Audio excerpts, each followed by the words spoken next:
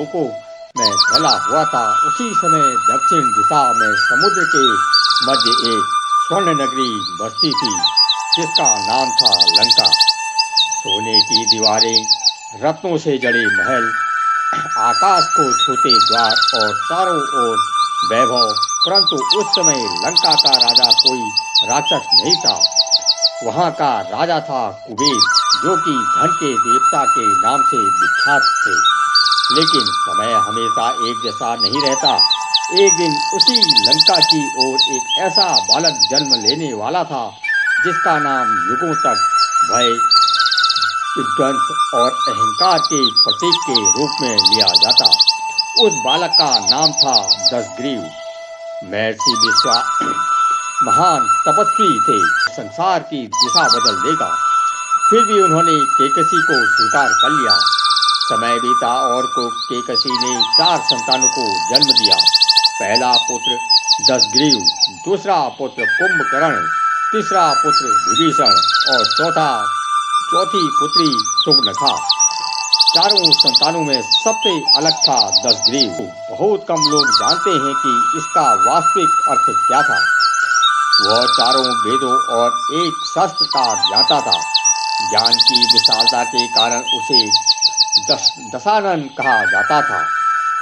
बाल्यावस्था में ही उसने वेद, ज्योतिषी, आयुर्वेद, युद्ध नीति, संगीत और तंत्र विद्या में महारत प्राप्त कर ली थी।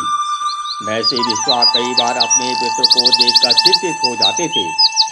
दशग्रीव ज्ञान सबसे बड़ी शक्ति था, लेकिन यदि ज्ञान के साथ विनम्रता न हो तो वही। फिर तीसरा, एक एक करके उसने 9 सिर काट दिए।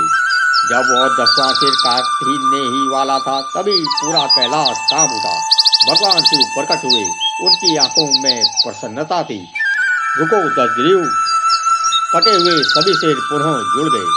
शिव बोले, तुम्हारी भक्ति ने मुझे प्रसन्न कर दिया है, मांगो वरदान। दशग्रीव की आंखों में विजय चमक आई। प्रभु, मुझे असीम शक्ति दीजिए। देवता, दानव और गंधर्व कोई भी मुझे पराजित न कर सके। शिव मुस्कुराए, तथास्तु। उस क्षण से दशग्रीव और भी शक्तिशाली हो गया। लेकिन कहानी यही समाप्त नहीं हुई। यहीं से उसका अहंकार प्रारंभ हुआ। वरदान प्राप्त करने के बाद भी धीरे धीरे उसका साम्राज्य बढ़ने लगा। देवता होना चाहिए, अत्याचार के लिए नहीं। रावण हंस पड़ा, धर्म कमजोर के लिए होता है विभीषण, शक्तिशाली अपना धर्म स्वयं बनाता है। विभीषण मौन हो गया। उसे समझ आ गया कि रावण अब बदल चुका है। एक बार रावण ने अपना रंभा को अपना लिया। इस घटना से क्रोधित होकर नल कुबेर ने उसे श्राप दिया, लेकिन यही उसके सबसे बड़ा अधर्म बन गया। विभीषण ने उसे समझाया, शिव नाम रावण नहीं बल्कि दशग्रीव था। तो दोस्तों, आपको यह वीडियो कैसी लगी हमें कमेंट बॉक्स में जरूर बताइए। अगर आपको यह वीडियो पसंद आई है तो इसे लाइक करें, शेयर करें और चैनल को सब्सक्राइब करना ना भूलें। धन्यवाद।